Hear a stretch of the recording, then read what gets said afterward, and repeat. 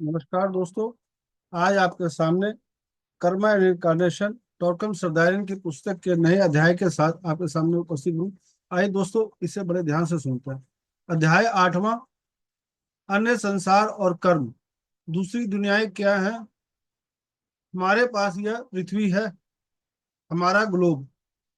इसके चारों ओर एक विद्युत चुंबकीय क्षेत्र है जिसे हमारे ग्लोब का इथरिक बॉडी कहा जाता है। यह विद्युत चुंबकीय क्षेत्र क्या करता है? यह सौर ऊर्जा से ऊर्जा प्राप्त करता है। इस पुस्तक में चार वृत्ताकार के चित्र दिए हुए हैं। छोटा, उससे बड़ा, उससे बड़ा और उससे बड़ा। जो छोटा धरती को दर्शाता है, उससे थोड़ा बड़ा आकाशीय शरीर, उससे बड़ा सूक्ष्म शरीर, उससे बड़ा मानसिक शरीर। सिस्टम और अन्य आकाश गंगाओं को परिष्कृत करता है और उन्हें समायोजित करता है और उन्हें गृहीय पिंड को देता है। सूर्य में हमारे पास बहुत सारी ऊर्जाएं हैं जो विकास करती हैं, जो प्रगति करती हैं, यहाँ तक कि ज्ञान, बुद्धि, प्रेम और प्रकाश भी पैदा करती हैं। ये सभी सूर्य से आते हैं। इथरिक बॉडी हमारे ग्रह का रिसेप्शन सेंटर है। उसके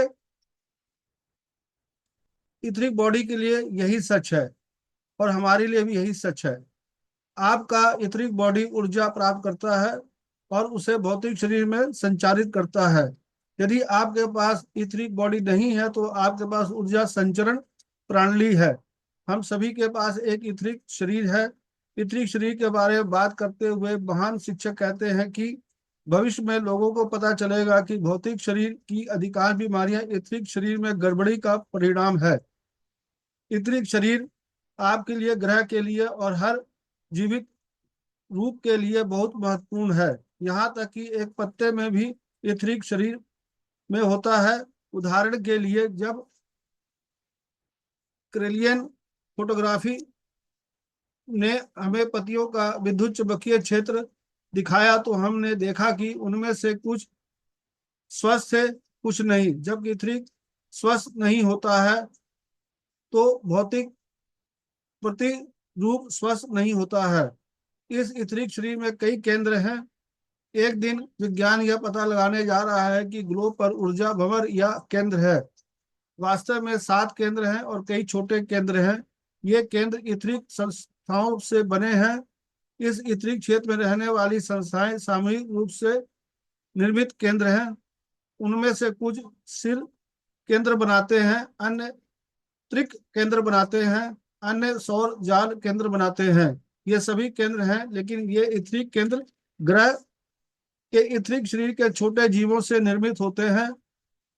इथरिक प्लेन में बहुत सारे इंसान हैं। जब लोग अपना भौतिक शरीर छोड़ते हैं तो कुछ सीधे वहां चले जाते हैं। जो लोग आत्महत्या करते हैं या जो अचानक मर जाते हैं या मारे जाते हैं, वे ज्यादातर इथरिक प्लेन में चले जाते हैं। यह जानना बहुत जरूरी है कि इथरिक प्लेन में आबादी का एक हिस्सा गर्भपात किए गए बच्चों से ही बना है।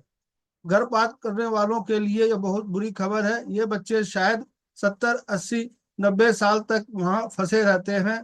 कर्म वह ऊर्जा और नियम है जो यह तय करता है कि आपके कार्यों, भावनाओं और विचारों का क्या परिणाम होगा।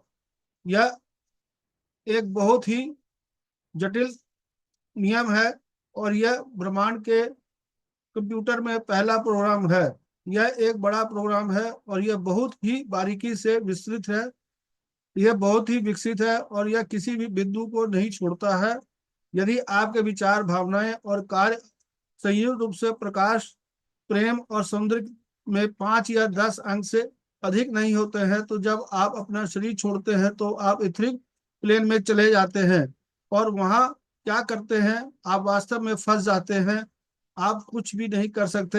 हम इथरिक शरीर, भावनात्मक शरीर, मानसिक शरीर में ऐसा कुछ भी नहीं कर सकते जो हमने भौतिक तल पर शुरू नहीं किया हो। भौतिक तल पर आपने जो भी कम काम शुरू किया है उसे आप दूसरी दुनिया में जारी रख सकते हैं अगर आप एक हद तक जागरूक हैं। कर्म 3 ऊर्जाओं में गड़बड़ी पैदा करता है। यदि आप प्रेम सिद्धांत, प्रकाश सिद्धांत और सौंदर्य सिद्धांत को परेशान करते हैं तो आप वापस आने के लिए बाध्य हैं।